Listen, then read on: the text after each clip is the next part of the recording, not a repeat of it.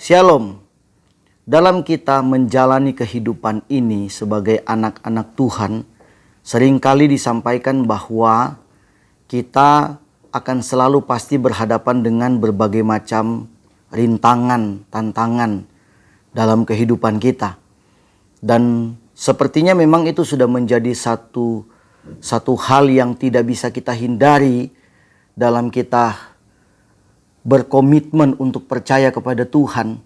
Kita akan diperhadapkan dengan berbagai macam pergumulan dan tantangan dalam hidup kita, yang tentunya kita tidak menginginkan itu terjadi atau menimpa kehidupan kita. Tetapi kita tidak bisa menghindarinya karena memang itu bagian dari sebuah proses perjalanan kehidupan kekristenan sampai kita mencapai satu keselamatan yang kekal dari Tuhan. Tapi firman Tuhan sudah menyampaikan bahwa ketika Yesus terangkat ke surga, dia menjanjikan satu pribadi di luar dari Yesus, pribadi yang luar biasa, yaitu Roh Kudus yang bersedia untuk menyertai setiap perjalanan kehidupan kita.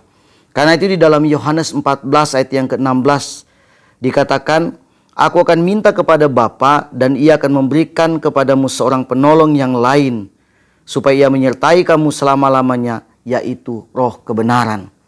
Jadi Roh Kudus ini adalah sebuah pribadi yang menyertai kehidupan kita.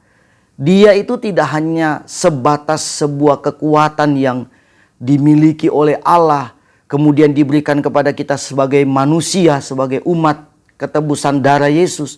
Tetapi dia itu adalah satu pribadi yang betul-betul hadir, nyata di dalam kehidupan kita untuk yang pertama untuk menuntun setiap langkah kehidupan kita.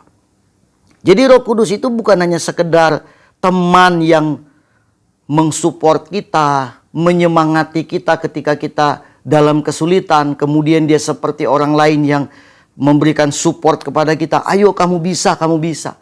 Tetapi dia terlibat di dalam segala hal dalam kehidupan kita, sehingga dia memberikan kita kekuatan untuk menghadapi segala sesuatu.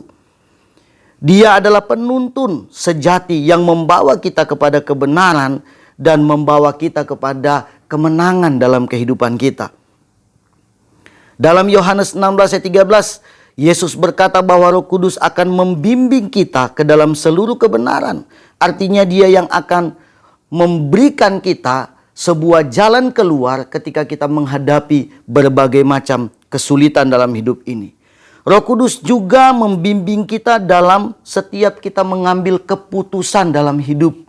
Ada berapa banyak di antara kita yang kerap kali mengalami kesulitan di dalam kita mengambil sebuah keputusan dalam hidup. Karena memang kita manusia terbatas. Kemampuan kita untuk berpikir ke depan sehingga kita harus mengambil sebuah keputusan dan mengeksekusinya dengan tepat itu tidak begitu sempurna. Kita sering kali salah di dalam mengambil sebuah keputusan. Nah, disinilah dibutuhkan yang namanya peranan Roh Kudus untuk membimbing kita di dalam kita mengambil keputusan-keputusan dalam hidup ini. Setiap hari kita diperhadapkan dengan berbagai macam pilihan. Beberapa pilihan itu memang terlihat sulit, bahkan bisa mengubah arah hidup kita. Ketika kita salah mengambil pilihan, itu bisa mengubah arah hidup kita, bukan menjadi lebih baik, tapi justru menjadi lebih buruk. Karena itu dibutuhkan peranan Roh Kudus, supaya kita tidak salah di dalam mengambil keputusan dalam hidup ini. Dalam kita melayani Tuhan juga sama, kita butuh Roh Kudus, dan itu sangat penting tentunya karena selalu berkaitan dengan yang namanya kita mengambil sebuah langkah, sebuah pilihan, sebuah keputusan dalam kehidupan kita. Dalam kita menjalani hidup rumah tangga, dalam berbisnis, dalam bekerja, hati-hati dalam mengambil keputusan. Kita harus melibatkan Roh Kudus supaya kita tidak salah di dalam mengambil keputusan. Sebab ada banyak orang yang karena tidak melibatkan Tuhan, tidak melibatkan Roh Kudus, mereka salah dalam mengambil keputusan dan berujung kepada kekecewaan dalam hidup mereka. Karena itu, libatkan Roh Kudus. Jangan pernah menjadikan dia sesuatu yang tidak penting dalam kehidupan kita. Pentingnya kita bergantung kepada Roh Kudus. Roh Kudus itu sekali lagi dia bukan hanya sekedar sebuah power, kekuatan Tuhan biasa saja. Tetapi Roh Kudus adalah pribadi sehingga kita perlu bergantung kepada Dia. Dia bukan hanya sekedar menemani kita di waktu kita perlu, di waktu tidak perlu, kita tidak usah pakai Dia. Bukan. Dia pribadi yang seutuhnya harus kita libatkan dalam kehidupan kita. Terkadang kita mencoba mengandalkan kekuatan dan kebijaksanaan kita sendiri. Namun ketika kita melibatkan Roh Kudus dalam setiap langkah hidup kita, kita akan merasakan kedamaian, kepastian yang datangnya dari Roh Kudus itu sendiri. Karena ketergantungan kepada Roh Kudus adalah langkah pertama menuju kehidupan yang penuh dengan tujuan dan arah yang jelas. Jadi bergantung kepada Roh Kudus itu adalah modal penting buat kita untuk kita bisa menentukan arah dan tujuan yang jelas di dalam kita mengiring akan Tuhan. Karena itu jangan pernah membiarkan Roh Kudus tidak menuntun langkah hidup kita. Artinya setiap waktu kita harus bergantung kepada Roh Kudus sebagai pribadi dari Tritunggalnya Allah. Kita bergantung juga kepada Tuhan. Kita bergantung kepada Sang Penguasa yang sudah menolong dan menyelamatkan kehidupan kita.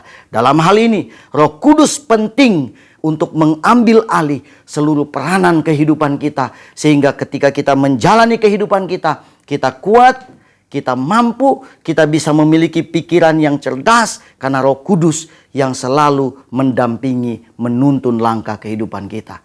Tuhan Yesus memberkati kita semua.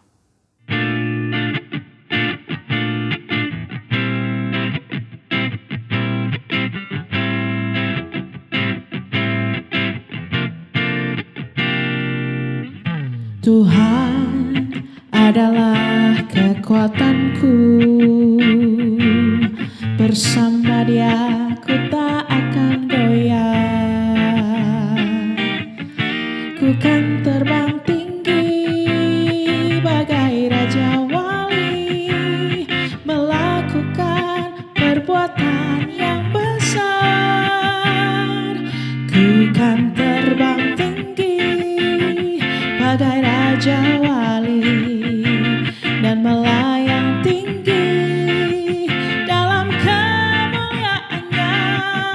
Biar bumi bergoncang dan badai menerpa, ku kan terbang tinggi bersama Dia. Ku kan terbang tinggi bagai Raja Wali dan melayang tinggi dalam kemuliaannya.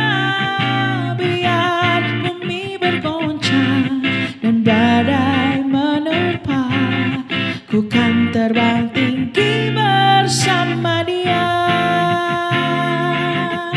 Ku kan terbang tinggi bersama Dia. Ku kan terbang tinggi